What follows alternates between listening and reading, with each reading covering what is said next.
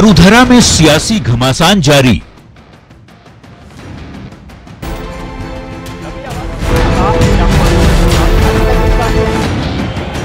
सत्र की मांग पर सरकार और राजभवन के बीच आर पार।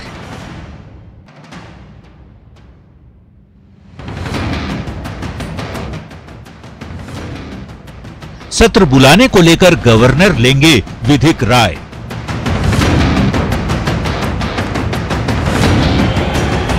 सियासी संग्राम सुप्रीम कोर्ट, हाई कोर्ट के बाद राजभवन पहुंचा।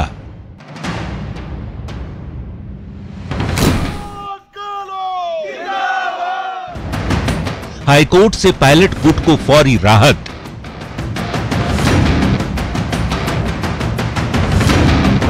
स्पीकर के नोटिस पर हाई कोर्ट का स्टे।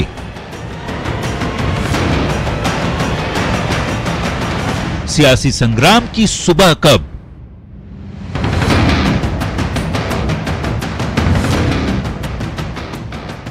सत्र संकट और सियासत।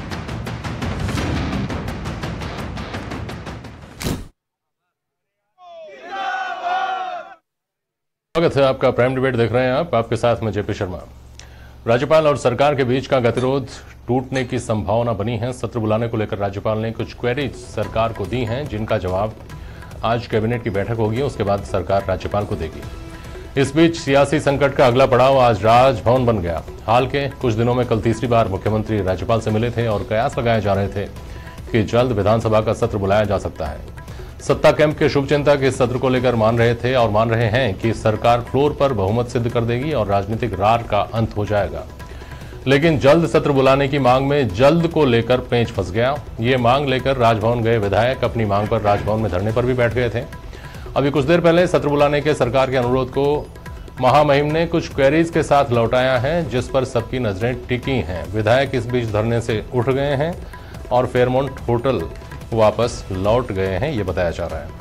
आज हम बहस करेंगे प्राइम डिबेट में जो राजनीतिक घटनाक्रम चल रहा है उसके अलग अलग पहलुओं पर। और हमारे साथ स्टूडियो में कुछ मेहमान हैं, कुछ मेहमान हमारे साथ बाहर से जुड़े हुए हैं और हमारे संवाददाता गोवर्धन चौधरी भी जहां यह तमाम घटनाक्रम चल रहा है वहां मौजूद हैं। पुनीत कर्णावट हैं हमारे साथ, भारतीय जनता पार्टी के प्रवक्ता। सत्येंद्र भारद्वाज साहब हैं कांग्रेस से। श्याम सुंदर शर्मा जी हैं वरिष्ठ पत्रकार। सुरेश जैन साहब विश्लेषक हैं, लंबा आपने विधायी कामकाज बहुत नजदीक से देखा है। और गोवर्धन चौधरी हमारे साथ, हमारे संवाददाता मौके पर मौजूद हैं ग्राउंड जीरो पर। गोवर्धन, अभी जो महत्वपूर्ण बात है, सबकी जिज्ञासा है, वो ये है कि राज्यपाल ने किन क्वेरीज के साथ वापस लौटाया है इस अनुरोध को, इस प्रस्ताव को सत्र बुलाने का।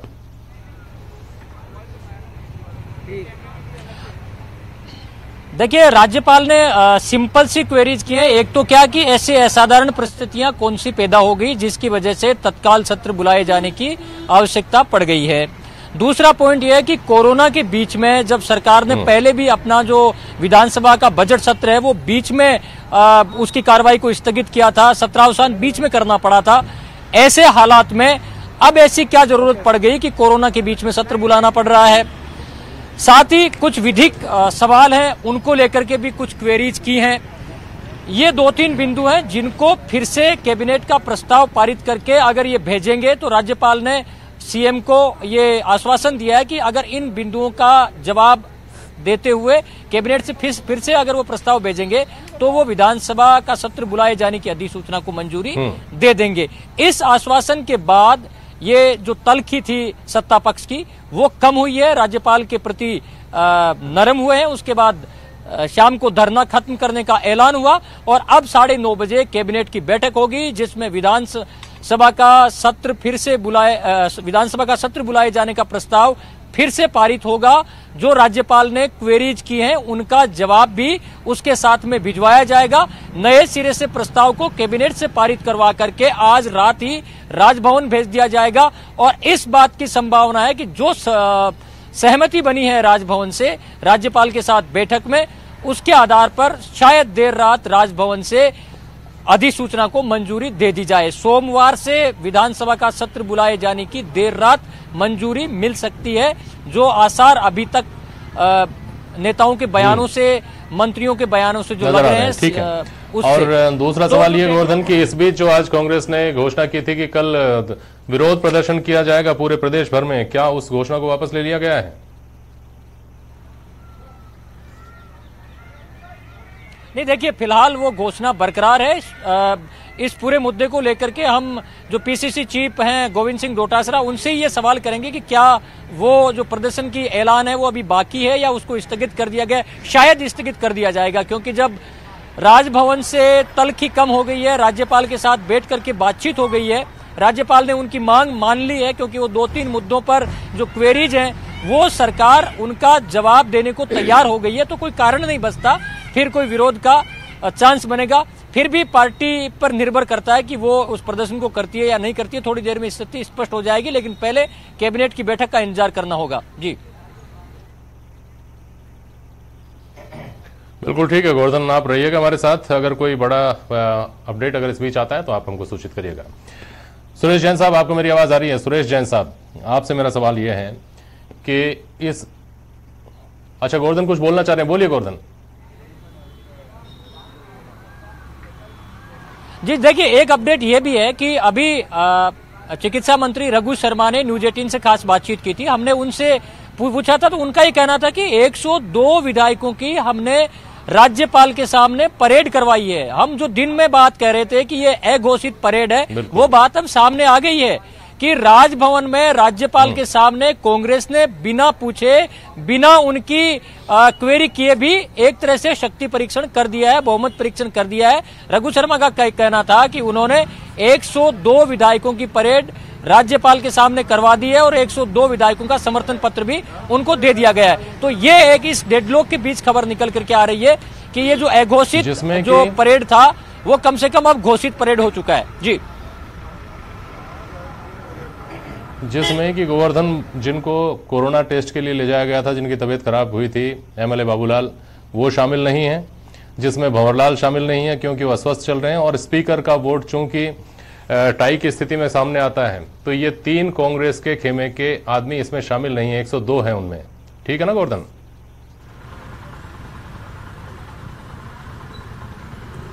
हाँ देखिए, वो उनका नंबर गेम को लेकर के मैं अभी कंफर्म नहीं कर सकता। उन्होंने ऐसा दावा किया है।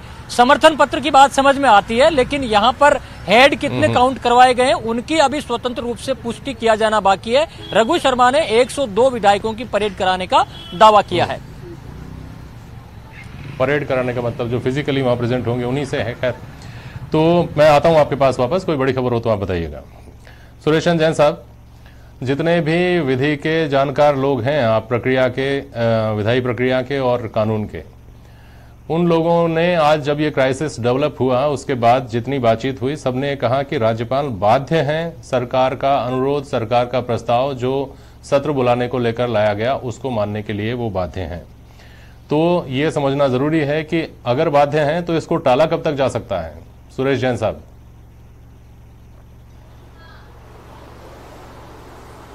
नहीं, टालने का तो राज्यपाल पे डिपेंड करता है।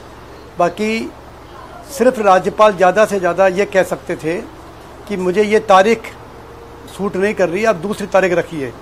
लेकिन यदि मंत्री परिषद जैन साहब की आवाज या मुख्यमंत्री ये कहते कि नहीं, हमें तो इसी तारीख पर सत्र बुलाना है, तो ना आवाज नहीं जा रही मेरी। अब आ रही है सब आवाज?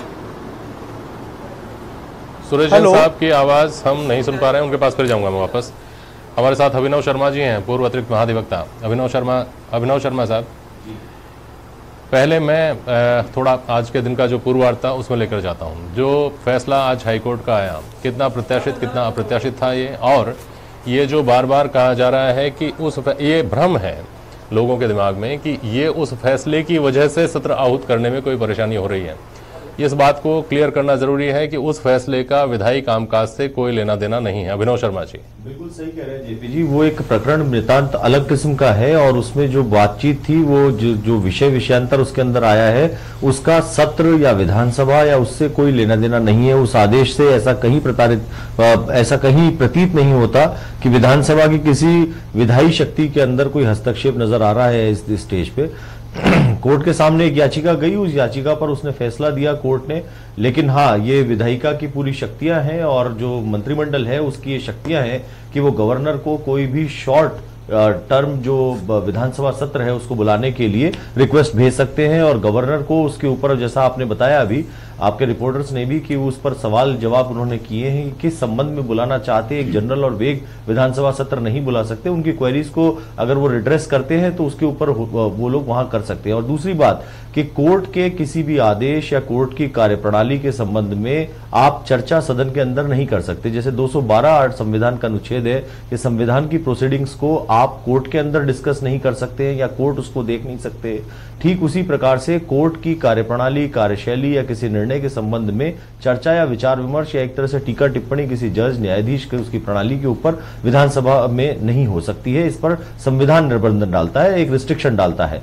और आज का जहां तक प्रश्न है कि अगर आप वो विधानसभा बुलाना चाहते हैं तो मंत्रिमंडल की एड एंड एडवाइस पे गवर्नर कार्य करते हैं। द काउंसिल ऑफ मिनिस्टर जैसा कहा जाता है संविधान में, is for the aid and advice of the governor. और अगर उन्होंने गवर्नर साहब को ये राय दी है कि संवैधानिक स्थिति ऐसी है राज्य की जिसके संबंध में विधानसभा सत्र को बुलाया जाना आवश्यक है और उसको बुलाया जाना चाहिए, तो उसके संबंध में राज्यपाल बुलाने के लिए बाध्य होते हैं। और अब उनकी एक क्वेरी है उस संबंध में कि मुझे किस विषय में आप बुलाना चाहते हैं या कुछ संबंधित विषयों के बारे में बारीक चीजें गवर्नर जानना चाहते हैं, तो ये निश्चित रूप से गवर्नर के अधिकार क्षेत्र में है। गवर्नर अपने काउंसिल ऑफ मिनिस्टर से पूछ सकते हैं कि आपके पास ऐसी कौन सी वस्तु स्थिति है या ऐसी कौन सी परिस्थितियां क्रिएट हो गई जिसकी वजह से आपको आनन फानन में ये विधानसभा सत्र बुलाना पड़ रहा है। या तो काउंसिल ऑफ मिनिस्टर ये स्पष्ट रूप से लिख करके कहे कि हमारे सामने इस प्रकार का एक इंटरनल क्राइसिस क्रिएट हुआ है जिसकी वजह से एक डेमोक्रेटिक सेटअप के अंदर बड़ी अराजकता की स्थिति आ गई है, अनिश्चयता का भाव आ गया है, जिसको हम सदन में ले जाकर के हल करना चाहते हैं और अन्य चीजों पर भी इसके साथ हम चर्चा और विचार विमर्श करना चाहते हैं और ये मेन बिंदु है जिन पर हम चर्चा करेंगे, तो गवर्नर उस पर देखने के बाद में अपना एक इंडिपेंडेंट ओपिनियन फ्रेम कर सकते हैं। बिल्कुल ठीक है। सुरेश रंजन साहब, अब आप सुन पा रहे हैं हमारी आवाज? जी साहब, हाँ आपकी आवाज आ रही है। मेरी आवाज आपको आ रही है?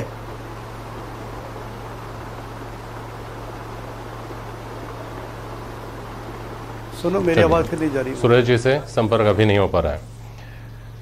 ठीक है, ठीक है, ठीक है। हमारे मित्र जो राजनीतिक मित्र बैठे हैं स्टूडियो में उनके पास आता हूं।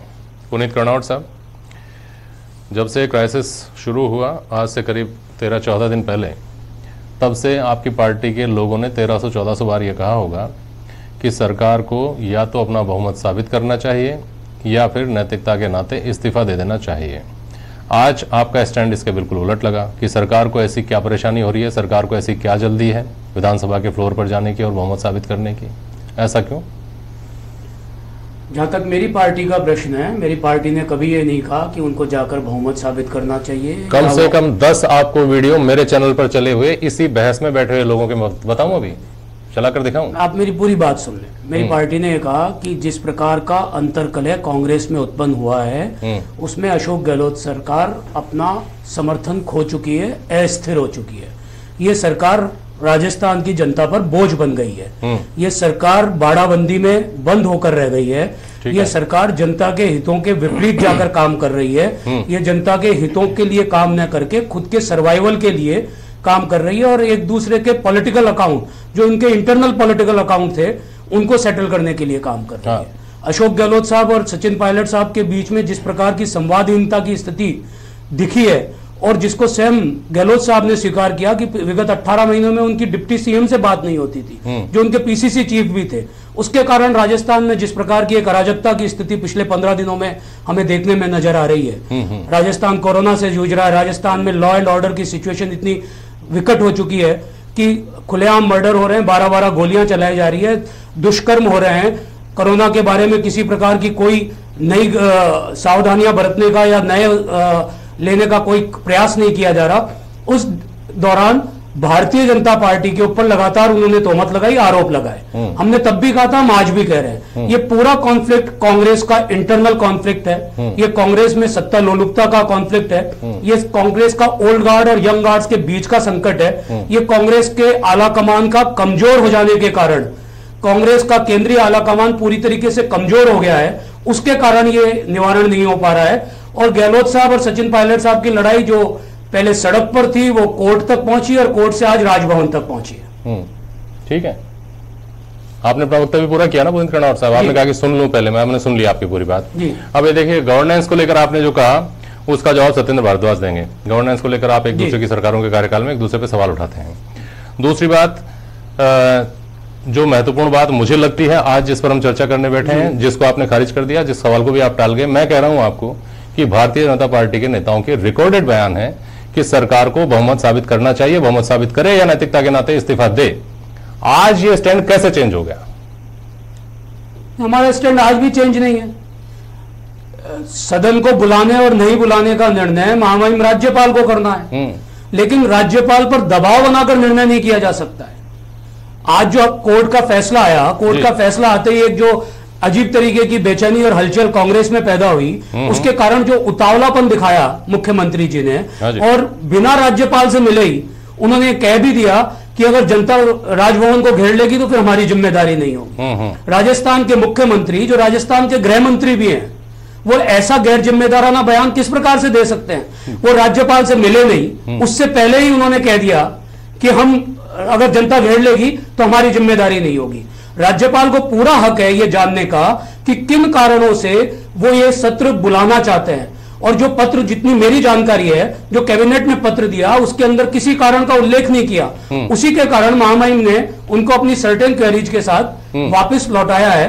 वो अगर कोई सेटिस्फैक्टरी रीजंस लेकर आएंगे तो मैं समझता हूं कि कलराज मिश्र साहब बहुत अनुभवी व्यक्ति हैं, अनेक राज्यों में राज्यपाल रहे हैं, वो सारी संवैधानिक व्यवस्थाओं से परिचित है, वो उचित निर्णय उसके ऊपर करेंगे। सत्येंद्र भारद्वाज जी, अब आपकी प्रतिक्रिया लूंगा मैं इसके ऊपर, और खास तौर पर इसको लेकर जो आज कहा गया, जो मुख्यमंत्री जी ने भी कहा कि राजभवन को घेर लिया जाएगा, और उसके बाद में यहां एक दो नेताओं ने कहा भी, ट्वीट भी किया, जिसको लेकर चारों तरफ चर्चाओं का दौर है। जेपी जी, मैं एक तो सबसे पहले कर्नावट जी को बताना चाहता हूं कि इन्होंने कहा कि इनके किसी भी नेता ने, इनके किसी भी साथी ने ये नहीं कहा कि सदन के अंदर बहुमत सिद्ध करना चाहिए। आज दोपहर का भी अगर वक्तव्य आप कटारिया साहब का देखा जाए तो उन्होंने ये खुद दोबारा से कहा है कि मैं बहुत पहले से ही कह रहा था कि इस घटनाक्रम का जो समाप्ति है वो सदन के अंदर ही होगी, और वो फ्लोर टेस्ट के माध्यम से ही होगी। पहली चीज तो मैं बताना चाहता हूँ। दूसरी चीज मैं इनको ये भी याद दिलाना चाहता हूँ, ये कोरोना की बात करता, कोरोना के जनक का अगर मैं नाम लूंगा तो इनको अभी आग बबूला हो जाएंगे। कोरोना की हिंदुस्तान के अंदर जो भयावहता पैदा हुई है, हमारे देश के प्रधानमंत्री जी ने अगर इसको थोड़ा सा समझा होता, इसकी ग्रेविटी को समझा होता, तो जनवरी के अंदर ही शायद कुछ इसके उपाय हो जाते। फरवरी में वो नमस्ते ट्रम्प में लग गए, मार्च के अंदर मध्य प्रदेश की सरकार गिराने में लग गए, और ऑल ऑफ सडन जब राजस्थान ने कोरोना की भयावहता को और उसकी ग्रेविटी को समझा और सब लोगों को बुला के विपक्षी दलों के साथ, एक सवाल है मेरा, बीच में ले लीजिए, बोलिएगा, आप अपनी बात पूरी करिएगा। मुझे ये बताइए कि दुनिया का कौन सा देश है जो कोरोना मुक्त है, और क्या वो इस वजह से मुक्त है, क्या वो इस वजह से मुक्त है कि वहां ट्रंप नहीं गए थे, वहां ट्रंप की अगवानी नहीं की गई थी, इसलिए उस देश में कोरोना नहीं पहुंचा, बाकी सब जगह ट्रंप घूम करके आ गए, इसलिए वहां कोरोना पहुंच गया। मुझे एक बात बताइए, कोरोना का सबसे बड़ा इलाज क्या है? क्वारंटाइन। आज क्वारंटीन हो जाए आदमी, ये सबसे बड़ा इलाज है ना इसका। हिंदुस्तान के अंदर जब विदेशी लोग आ रहे थे, क्यों इंटरनेशनल और डोमेस्टिक एयरपोर्ट्स पे चेक करने की किसकी जिम्मेदारी थी? भारत सरकार की जिम्मेदारी थी। भारत सरकार ने इसके ऊपर कोई अपना ध्यान आकर्षित नहीं किया। मुझे बताइए एक बात, नहीं मेरी बात कह रहे हैं, मेरी भी एक आम आदमी के नाते जिज्ञासा है ना भाई साहब, मुझे ये बताइए हिंदुस्तान में आज जब राज्यपाल समय नहीं दे रहे हैं सत्र बुलाने के लिए, तो कल आप 11 बजे निकल रहे हैं सड़कों पर, उस वक्त इतना बड़ा खतरा आपको दिख रहा था, तो पूरे हिंदुस्तान में आप सड़कों पर क्यों नहीं आए? हमारे थे ना, हमने सबसे पहले राजस्थान में इसकी शुरुआत करी। राजस्थान के अंदर हमने सारे लोगों को बुलाकर बात करी, धर्मगुरुओं से बात करी, राजनीतिक पार्टियों से बात करी, हर बुद्धिजीवी से बात करके राजस्थान के अंदर सबसे पहले लॉकडाउन की घोषणा हुई है। राजस्थान एक ऐसा मात्र राज्य है जहां पे कोरोना को लेकर सबसे ज्यादा क्या नाम से कंट्रोल किया गया। चलिए मैं मेन प्रश्न पे आता हूं। आज जो आपने कहा कि राज्यपाल महोदय से हमने निवेदन किया, मुख्यमंत्री जी 2 बार मिले, राज्यपाल महोदय को निवेदन किया कि आप सदन का सत्र हम बुलाना चाहते हैं, कैबिनेट का ये फैसला निर्णय है, आप सदन कब बुलाइए। राज्यपाल महोदय ने पिछले 24 घंटे के अंदर इसके ऊपर कोई रिप्लाई नहीं दिया। साथ के साथ जैसे कि ये कह रहे हैं कोर्ट की कार्रवाई के, पुनीत जी कह रहे कार्रवाई, कोर्ट में क्या मैटर है इनको अच्छी तरह मालूम है, कोर्ट में किसने मैटर दिया है इनको ये अच्छी तरह मालूम है, किस इश्यूज को लेके कोर्ट में गए हैं लोग ये इनको अच्छी तरह मालूम है। बहुमत को लेके गए क्या कोर्ट के अंदर? कोर्ट ने कुछ बोला बहुमत को लेके कि साहब आप फ्लोर में टेस्ट नहीं कर सकते, विधानसभा का सत्र नहीं बुला सकते? क्या बात कर रहे हैं आप? राज्यपाल बाध्य, आर्टिकल 174 के थ्रू राज्यपाल महोदय बाध्य हैं मंत्रिमंडल की सिफारिशों के लिए, वो क्वेरीज कर सकते हैं, क्वेरीज करने का उनका अधिकार है। और वैसे भी 6 महीने में सदन का सत्र आउट होता है, 4.5 महीने हो गए, अगर 1.5 महीने पहले बुलाया जा रहा तो क्या एतराज है इसके अंदर? बुलाना चाहिए सत्र। और राजनीतिक स्थितियों को देखते हुए अगर सत्र बुलाया जा रहा है, जैसा कि भारतीय जनता पार्टी के लोग मांग कर रहे हैं, उसमें भी इनको खुशी होनी चाहिए कि ये दूध का दूध और पानी का पानी हो जाएगा। कौन किसके साथ है, कौन अल्पमत में है, कौन पूर्ण बहुमत में है, सारा पता चल जाएगा। आने दीजिए सत्र को, वहां पे होने दीजिए, चर्चा होने दीजिए, इस पे भी चर्चा होगी और विधायी कार्यों पे चर्चा होगी। क्या गलत है इसके अंदर? क्या गलत कर रहा है कांग्रेस के अंदर? पुनीत कर्नावट, आप कुछ बोलना चाह रहे हैं? भारतीय जनता पार्टी ने कभी सत्र सुरेश बुलाने जैन की साहब कोई कनेक्ट होते हैं, मुझे मांग नहीं करी, बट आपने प्रश्न चिन्ह लगाया। भारद्वाज साहब, दिक्कत यह है कि कांग्रेस की स्थिति यही है कि वो बहुत कुछ चीजें बीत जाने के बाद रिएक्ट करती है। आज हम बहस किस विषय पर कर रहे थे? आपने कोरोना के ऊपर बहुत बड़ा प्रश्न आपने डाला प्रश्न, मैंने नहीं डाला है। आपने आपका पहला हमला सरकार पर कोरोना को लेकर ही होता है। जी जी, मैं अभी कोरोना बात कर रहा हूं। एक मिनट सत्येंद्र जी, आप कोरोना को लेकर ही तो सरकार को घेर रहे हैं सर। क्या आप फेयरमाउंट पे बैठे हैं, कोरोना एक्ट की नॉर्म्स का पालन नहीं कर रहे हैं, या आप प्रदेश में कोरोना का मैनेजमेंट नहीं कर पा रहे हैं? मैं इन तीनों चीजों पर कायम हूं, जो आपने कहा वो तीनों चीज। एक मिनट, पुनीत कर्नावट बोल रहे हैं। भारद्वाज साहब, मैं इन तीनों चीज पर कायम हूं जो शर्मा साहब ने भी दोहराई, उसी की बात कर रहा हूं। लेकिन आज विषय यह है कि राजस्थान में जो पिछले 15 दिन से डेडलॉक बना हुआ है, जो जिस प्रकार से शासन प्रशासन रुक गया है, ठहर गया है, उसकी स्थिति की जिम्मेदारी किसकी है? उसकी स्थिति की जिम्मेदारी कांग्रेस की है, अशोक गहलोत जी की सरकार की है। गहलोत साहब अपने ही लोगों को ठीक प्रकार से कोऑर्डिनेट नहीं कर पाए, उनके साथ कोई सामंजस्य नहीं बैठा पाए, इसके कारण यह स्थिति उत्पन्न हुई है। आज पिछले 15 दिन के अंदर राजस्थान के अंदर किसी भी सारे विकास के कार्य ठप हैं, कोई निर्णय नहीं हो पा रहे हैं। मैं सुन रहा था थोड़े दिन पहले कि मुख्यमंत्री जन आवास योजना की 2020 नई पॉलिसी आ रही है, उसके बारे में कोई बात करने के लिए तैयार नहीं है।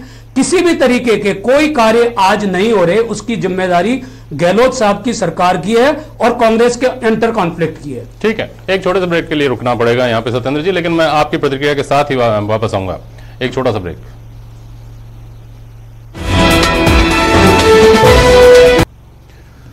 स्वागत एक बार ब्रेक के बाद फिर से आपका। बहुत संक्षेप में सत्येंद्र जी आप अपनी बात पूरी करिए, फिर मैं आगे बढ़ूंगा। तो मैं ये कह रहा था कि जो एक मैं ऐसी चीज और बताना चाह रहा था कोरोना की बात के साथ में, मध्य प्रदेश के अंदर जो फ्लोर टेस्ट हुआ आनंद फानन के अंदर इन्होंने किया और अपनी मेजोरिटी प्रूव कर दी।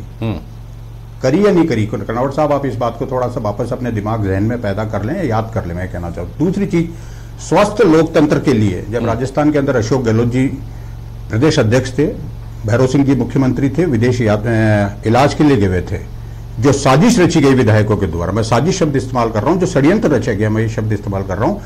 हम लोगों को जब इस बात का पता चला, बलीराम भगत जी इस वक्त राज्यपाल थे, पीवी नरसिम्हा जी प्रधानमंत्री थे, अशोक गहलोत जी ने विरोध किया इस बात का कि कोई मुख्यमंत्री विदेश में अपना इलाज कराने गया हुआ है और पीछे से षड्यंत्र करके, वही षड्यंत्र करने वाले लोग आज इधर उधर के साथ में और षड्यंत्र करने की साजिश कर रहे हैं। हमने उसका विरोध किया। आज अगर भारतीय जनता पार्टी लोकतंत्र में विश्वास रखती है, लोकतंत्र की जड़ों को मजबूत देखना चाहती है, चुनी सरकार को गिराने में उनको इस तरह का साथ नहीं देना चाहिए, चाहे वो किसी भी पार्टी के लोग इसमें शामिल हों। मैं ये उनसे निवेदन करना चाहता हूं, संविधान की रक्षा के लिए, लोकतंत्र की रक्षा के लिए स्वस्थ हाथों से जो राजस्थान की जनता ने कांग्रेस को बहुमत दिया है, उसका सम्मान के अंदर वो सहयोग करें। और जो फ्लोर टेस्ट की बात आती है और जो भी तरह की सरकार के विश्वास मत की बात आती है, उसमें मैं ये नहीं कहता हूं अपना को हमारे को मत देवे, बट उसके अंदर सहयोग करें और लोकतंत्र को जिंदा रखें।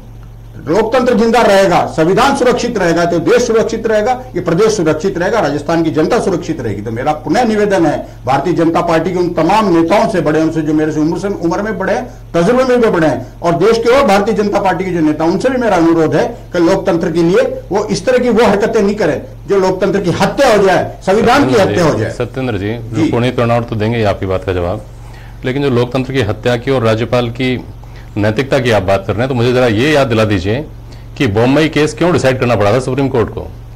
क्यों 356 के दुरुपयोग के ऊपर उनको ये व्यवस्था देनी पड़ी थी कि अदालत में इसको चुनौती दी जा सकती है? क्यों ये डिसाइड करना पड़ा कि संसद से पास करवाइए, उसके बाद 356 लगाइए? क्योंकि उससे पहले मैं गिनाने लगूं आपको तो बहुत लंबी फेरिस्त हो जाएगी। तो इस देश में ये व्यवस्था नई नहीं है, ये प्रक्रिया नई नहीं है, ऐसे प्रेसिडेंट्स बहुत पहले से सेट होते आ रहे हैं। खैर, पुनीत कर्नावट बोलिए। सत्येंद्र जी लगातार लोकतंत्र की दुहाई दे रहे हैं। आप ठीक कह रहे हैं कि अगर वो गिनाने लगेंगे तो ये पूरी बहस समाप्त हो जाएगी। 93 से ज्यादा बार 356 का दुरुपयोग अगर किसी एक पार्टी ने किया है तो वो कांग्रेस पार्टी है, और इसी के कारण एसआर बॉम्बई केस के बारे में सुप्रीम कोर्ट ने तय किया कि किस तरीके से क्या प्रावधान होने चाहिए। बार बार लोग लेकिन सर 6 साल में आपके ऊपर लगे आरोपों का स्कोर भी बहुत कम नहीं है। वो 60 साल में जितना उन्होंने किया उतना 6 साल में गिनाने के लिए तो इनके पास काफी है।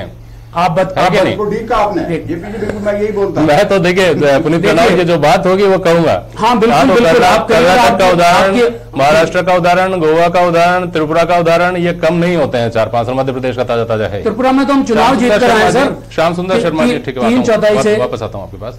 श्याम सुंदर शर्मा जी, अब वापस अपना जो कोर इशू है उसके ऊपर आते हैं।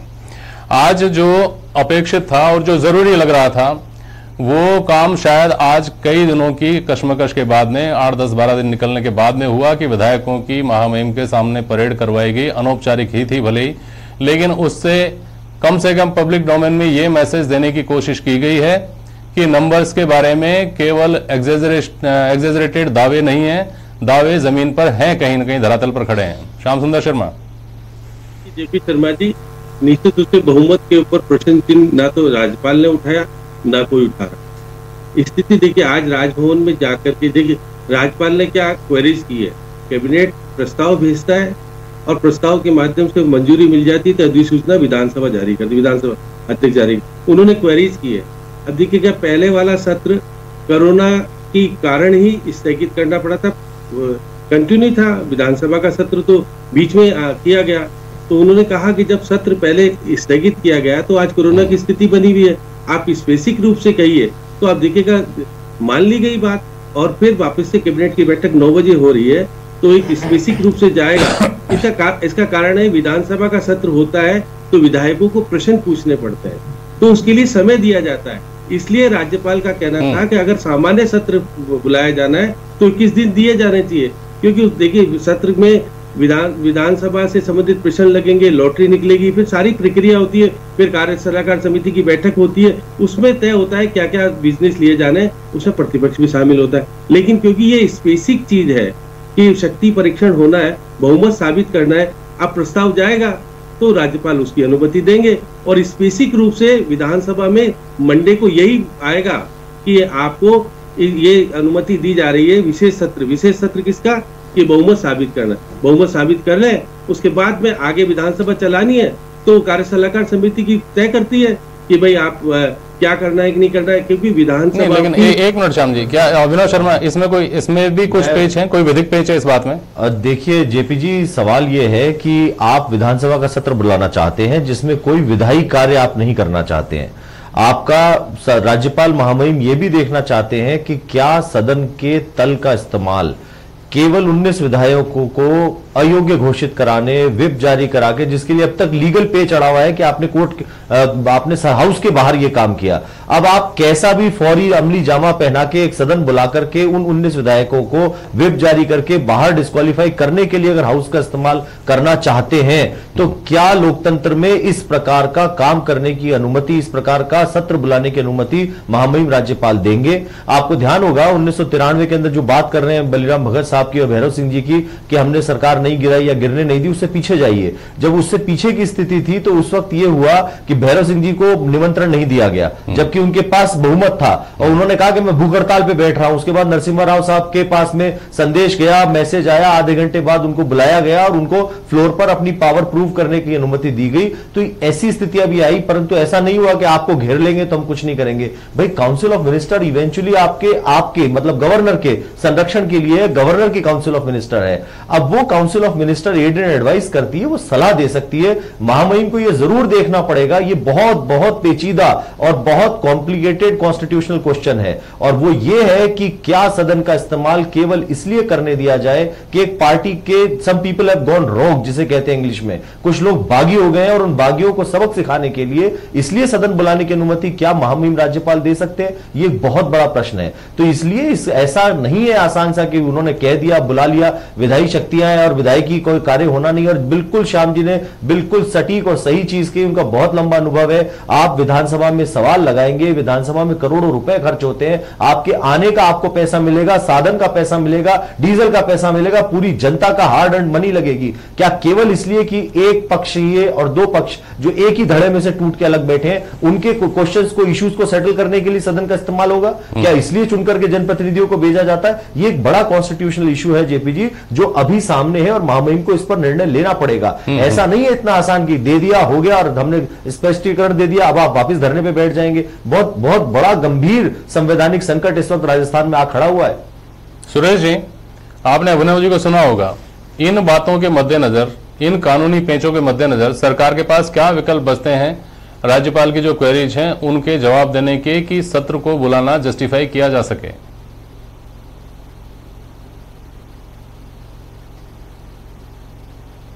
ये लगता है कि शायद सरकार ये नहीं कहेगी कि हमें विश्वास मत के लिए ये सेशन बुलाना पड़ रहा है, क्योंकि किसी ने भी एक क्वेश्चन उठाया नहीं है कि सरकार के पास बहुमत नहीं है। ना तो गवर्नर ने उठाया है, न विपक्ष ने उठाया है, न जो 19 सदस्य उन्होंने उठाया है। तो जब कहीं प्रश्न ही पैदा नहीं होता तो विश्वास मत की तो कोई बात ही नहीं है। ये किसी न किसी विधेयक का हवाला देंगे, या मुझे लगता है कि कोरोना की महामारी जो बढ़ती जा रही है उस पर सबकी चर्चा और सुझाव प्राप्त हो जाए, ये एक बात भी वो कह सकते हैं। ये बिल्कुल सही है कि विशेष सत्र जब बुलाया जाता है तो कोई ना कोई विशेष कारण होना चाहिए, और अगर सामान्य सत्र है तो सदस्यों को प्रश्न पूछने का, कॉल अटेंशन लगाने का उसका अधिकार मिलना चाहिए। वो अधिकार 2 दिन के नोटिस पर नहीं दिया जा सकता। यहाँ एक प्रश्न और भी खड़ा होता है कि अभी तक जहाँ तक मैं समझ रहा हूँ किसी ने ये जानकारी करने की कोशिश नहीं की, न राज्यपाल ने और न सरकार ने, कि सोशल डिस्टेंसिंग की पालना करते हुए विधानसभा के 200 सदस्यों की मीटिंग उस हॉल में कैसे हो पाएगी जहां हमेशा विधानसभा की बैठक होती है। उसमें 270 सीट उपलब्ध हैं, तो 70 सीट तो एक्स्ट्रा है। क्या उसके लिए गवर्नर गैलरी जिसमें 25, 30, 40 सीटें हैं, या ऑफिसर्स गैलरी जिसमें 30, 40 सीटें हैं, उनमें भी माननीय सदस्यों को बैठने की अनुमति दी जाएगी? मुझे लगता है यदि गवर्नर ने यह क्वायरी नहीं की है तो राज्य सरकार के जवाब के बाद गवर्नर की अगली इंक्वायरी स्पीकर विधानसभा या सेक्रेटरी विधानसभा से आने वाली है कि आप विधानसभा का सत्र महामारी एक्ट के प्रोविजन के अनुसार सोशल डिस्टेंसिंग की पालना करते हुए किस प्रकार से विधानसभा में करेंगे, उसकी सीटिंग अरेंजमेंट क्या होगी, उसका वो ब्लूप्रिंट मांग सकते हैं। ऐसा मेरा सोचना है। बिल्कुल सही है। ठीक है। और क्या इस बात की भी संभावना है कि जिस तरह से कोरोना के इस दौर में कई सारे नए इन्वेंशंस हुए हैं, कई सारे नए तरीके खोजे गए हैं, तो विधानसभा का जो विधायी कामकाज है वो सेट तरीकों से, उन्हीं परंपराओं से ही चले, या कोई नया तरीका, अगर वर्चुअल कोई तरीका निकलता हो तो उस तरीके से भी संभव है?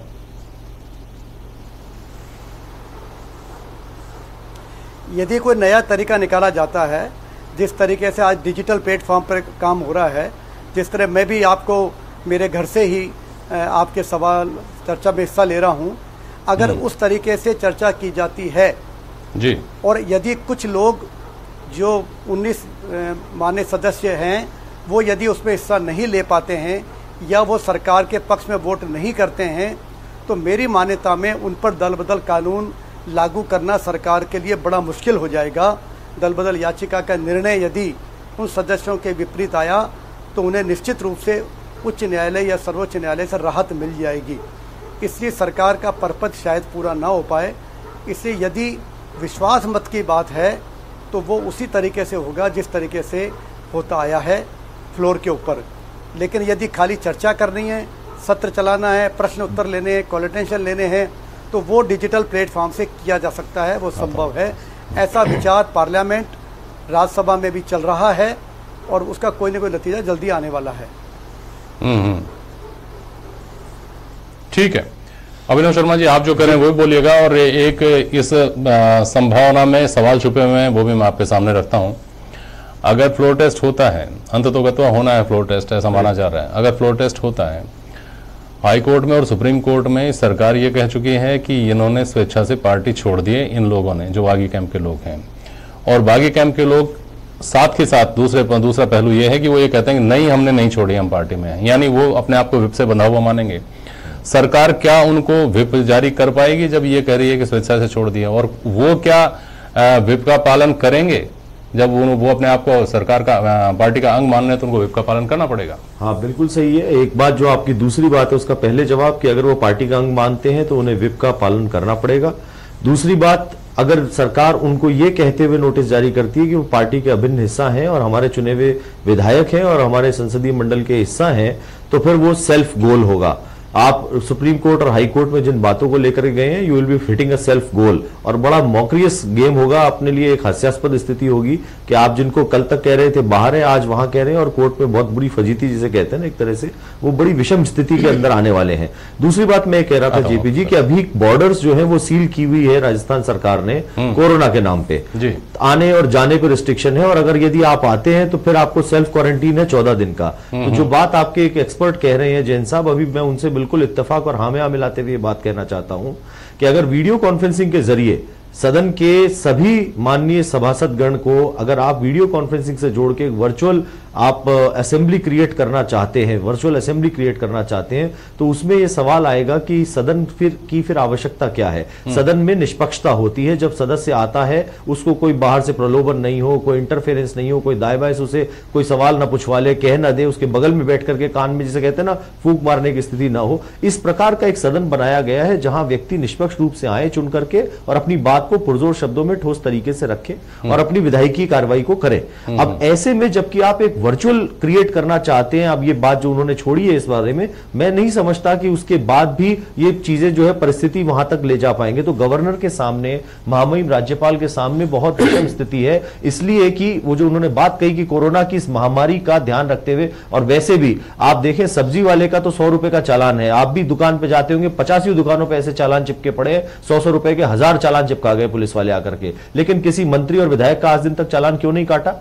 किस प्रकार से आप पब्लिक प्लेसेस के अंदर इस सोशल डिस्टेंसिंग की धज्जियां उड़ रही हैं? ये सारी सवाल एक बहुत बड़ा क्वेश्चन इस वक्त उठा रही हैं कि क्या हम पे आई है तो सारे कानून छोड़ दिए जाएंगे? कानून तो कानून के दायरे में चलेगा, और जो संसद में या विधानसभा में कानून बनाने वाले लोग हैं, कानून सबसे पहले उन पर लागू होता है। वो रोल मॉडल है, वो जनप्रतिनिधि हैं, और इसीलिए उन्हें सदन और इतनी भारी गरिमा दी गई है। यदि वो इस गरिमा और इस दायरे को तोड़ करके कानून को मरोड़ने की कोशिश करेंगे तो बहुत विषम स्थितियां होने वाली है। केवल कांग्रेस पे लागू नहीं होता है। आज माननीय अशोक गहलोत जी हैं, कल कोई और वहां पर मुख्यमंत्री की कुर्सी में हो सकते हैं। आने वाले समय में पहले भैरव सिंह जी का उदाहरण बार बार दिया जा रहा है, तो ये हरदेव जोशी जी का उदाहरण था उससे पहले। तो ये परिस्थितियां रहेंगी और इन परिस्थितियों में चेहरे बदल जाएंगे, लेकिन ये इंस्टीट्यूशन वही रहेंगे। और अगर आप इंस्टीट्यूशंस के साथ मजाक करेंगे तो आने वाला समय बहुत गंभीर होगा। बिल्कुल ठीक बात है। पुनीत कर्नावट कुछ कहना चाह रहे हैं, लेकिन उसके बीच में मैं एक करेक्शन करता हूं अभिनव जी, बाहर से आने वालों के लिए अब शायद 14 दिन क्वारंटाइन की बाध्यता नहीं है। करेक्ट। हाँ, इतना जरूर संभव है अगर एसओजी इम्यूनिटी के बावजूद उनको क्वारंटाइन करने का कोई रास्ता निकाल ले तो संभवतः उनको क्वारंटाइन किया जा सकता है। सारी चीजें खुल के चाहते हैं। मैं अभिनव जी की बात को ही आगे बढ़ाते हुए कहना चाहता हूँ कि पिछले 15 दिन से जिस प्रकार का उतावलापन, जिस प्रकार का एक अधीर व्यवहार राजस्थान के मुख्यमंत्री जी द्वारा लगातार किया जा रहा है, ये उसी का परिणाम है कि आज ये तय नहीं कर पा रहे कि वो किस कारण से सत्र बुलाना चाह रहे थे। उन्होंने आनंद फानंद में फेयरमाउंट के अंदर कैबिनेट बुलाई अपनी और एक प्रस्ताव भेज दिया। क्या गहलोत साहब जो 7-7, 8-8 बार के विधायक हैं, तीसरी बार के मुख्यमंत्री हैं, उन्हें इन सब चीजों का आभास नहीं था? वो सिर्फ और सिर्फ पिछले 15 दिनों से तोहमत लगा रहे हैं, पहले भारतीय जनता पार्टी के ऊपर, फिर उसके बाद न्यायालय के ऊपर जिस प्रकार के उनके नेताओं द्वारा विचार व्यक्त किए गए वो, और आज ऐसा प्रस्ताव जिसको राज्यपाल किसी भी सूरत में मान नहीं सकते थे वो भेजकर उन्होंने राज्यपाल के यहां पर धरना दिया।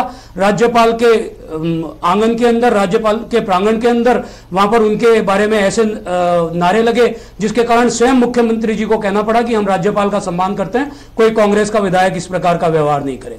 लेकिन ये जो सारी स्थिति चल रही है उन सबके कारण अगर कोई आज सच मायने में भुगत रहा है तो वो राजस्थान की 8 करोड़ की जनता है। ठीक है। जिस जनता ने राजस्थान में एक संवैधानिक व्यवस्था के तहत कांग्रेस को शासन प्रशासन की बागडोर सौंपी, वो अपने ही अंतर्कलह के कारण आज कांग्रेस ने राजस्थान की जनता को बेबस और असहाय कर दिया। लेकिन पुनीत जी, आपको कहीं अंदेशा है इस बात का कि ईडी की कार्रवाई, सीबीआई की कार्रवाई एक ही नियत मुहूर्त में हो रही है, उस सब को आप संयोग कहकर खत्म कर देंगे बात को, और अब जैसा कि सरकार को असहज करने वाली ये कार्रवाई हो रही थी उसी कड़ी में सरकार को असहज करने वाला उनको रिस्पांस मिलना राज्यपाल महोदय के यहाँ से, उनसे निष्पक्षता की अपेक्षा की जाती है। लेकिन जैसे स्पीकर के ऊपर सवाल उठे हैं वैसे राज्यपाल पर भी सवाल उठते रहे हैं।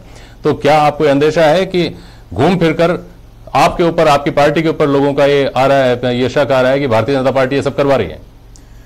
देखिए, ये लगातार आरोप कांग्रेस द्वारा लगाया जा रहा है, लेकिन उसका कोई आधार नहीं है। जहां तक ईडी और इनकम टैक्स की कार्रवाई का है, क्या वो रेड फेल हुई है? उस रेड के अंदर ब्लैक मनी नहीं मिला है, उस रेड के अंदर डिस्क्लोजर नहीं हुआ है। हाँ। 70-70, 80-80 करोड़ रुपए अगर की प्रॉपर्टी का डिस्क्लोजर होता है तो ये रेड इसलिए रुक जाए कि कोई मुख्यमंत्री का चहेता है, इसलिए मुख्यमंत्री जी के चहेते के ऊपर रेड नहीं मारी जाए। तो ये तो मैं समझता हूं कि एक जो विशेषाधिकार प्राप्त लोग किसी समय में 2014 से पहले हुआ करते 8 साल से रुका रहे और अभी हो तो सवाल उठते हैं। मुख्यमंत्री जी के ब्रदर के यहां पर जो हुई, उनके भाई के यहां पर हुई, वो मुकदमा, वो केस कब का है? वो 2013 का है, 2007 का है, जब केंद्र के अंदर इसीलिए तो सवाल उठ रहे हैं पुनीत जी कि 7 साल पुराने केस में अब जाकर के अचानक एक साथ कार्रवाई होती है। फेयरमाउंट वाला मामला 7 साल पहले का है, ये मामला 7 साल पहले का है। खैर, इसका जवाब सत्येंद्र भारद्वाज देंगे, बोलिए। देखिए जेपी जी, मैं बताना चाहता हूँ, मैं पुनीत जी ईडी की और बाकी जो सेंट्रल एजेंसीज है उनको लेके कुछ प्रकाश डाल रहे थे, पहली चीज। दूसरी चीज ये कह रहे थे कि 15 दिन में माननीय मुख्यमंत्री जी ने ये कर दिया, ये कर दिया, ये कर दिया, ये कर दिया। मैं कहता हूं बिहाइंड द कर्टन ये जो कार्य कर रहे हैं भारतीय जनता पार्टी के लोग, इनको बहुत बुरा लगता होगा हम जब ये शब्द बार बार में बोलते हैं।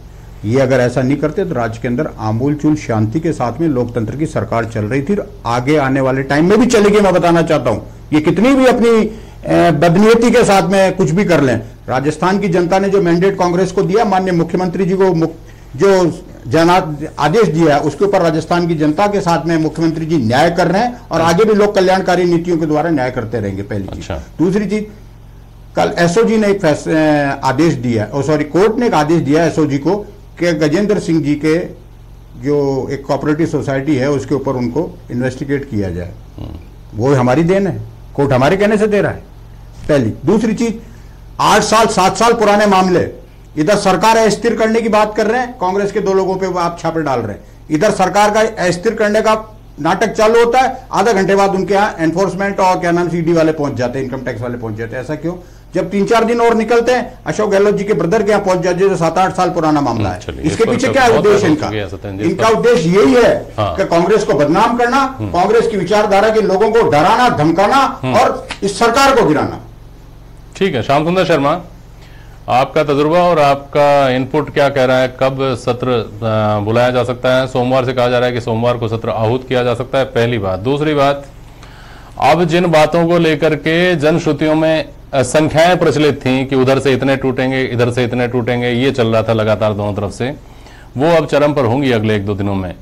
किसी तरह के बड़े फेरबदल की कोई संभावना, कोई इनपुट है आपके पास, श्याम सुंदर शर्मा?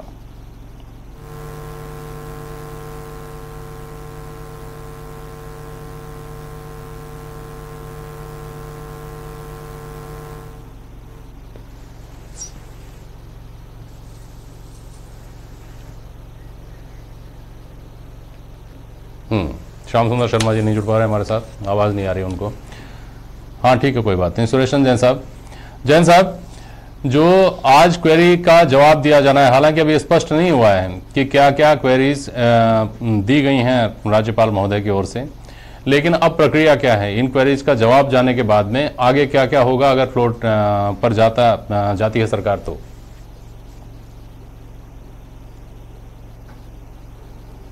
देखिए जेपी शर्मा जी, यदि पुरानी परंपराओं और संवैधानिक बाध्यताओं की बात की जाए तो यदि मंत्रिपरिषद दोबारा प्रस्ताव पास करके भेजती है, चाहे उस क्वेरी से, उस जवाब से राज्यपाल संतुष्ट हों या नहीं हों, लेकिन संवैधानिक बाध्यताओं और पुरानी परंपराओं का पालना होती है तो राज्यपाल को सत्र आहूत करना ही होगा। अब इसके विपरीत कोई नई परंपरा राज्यपाल कायम करते हैं तो जैसा मैंने कहा कि नहीं, कब तक आहूत करना होगा, ये डायलेमा है तो विधानसभा से कितने दिन खिंच सकता है सुरेश जी?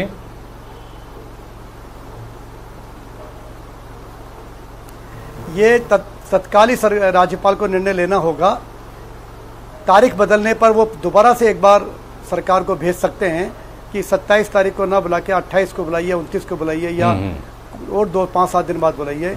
वरना सत्र तो अगर दोबारा प्रस्ताव आ गया है तो राज्यपाल की संवैधानिक बाध्यता है और परंपराओं से भी बाध्यता है कि वो पालना करे। एक बात यदि इस क्वेरी में नहीं है कि विधानसभा में व्यवस्था क्या होगी, तो अगली इंक्वायरी विधानसभा सचिवालय या विधानसभा स्पीकर से की जा सकती है कि आप सत्र की व्यवस्था सोशल डिस्टेंसिंग करते हुए कैसे करेंगे। वो एक बड़ा प्रश्न है जो अभी तक मुझे लगता है कि कोई तैयारी उस बारे में नहीं है।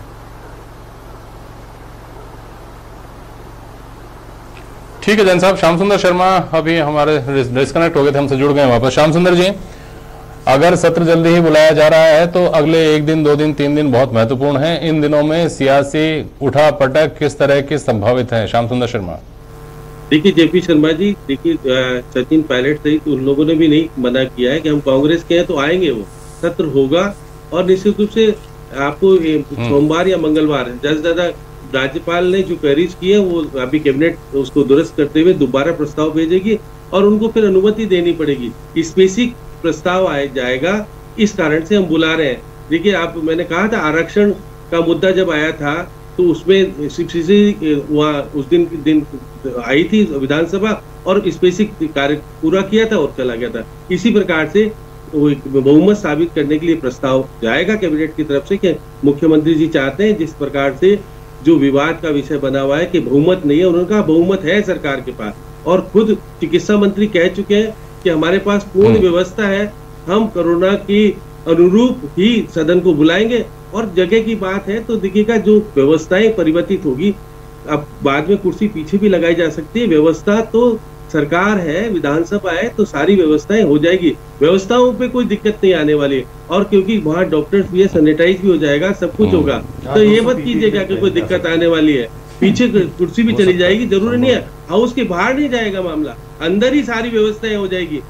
वैकल्पिक रूप से एक एक कुर्सी छोड़ करके व्यवस्था बैठ जाएगी। और मान के चलिएगा सोमवार या मंगलवार को सदन में ये सारी स्थिति क्लियर होते हुए, सुप्रीम कोर्ट ने नहीं मना किया, हाई कोर्ट ने मना नहीं किया, आप सदन में बुला के करिएगा।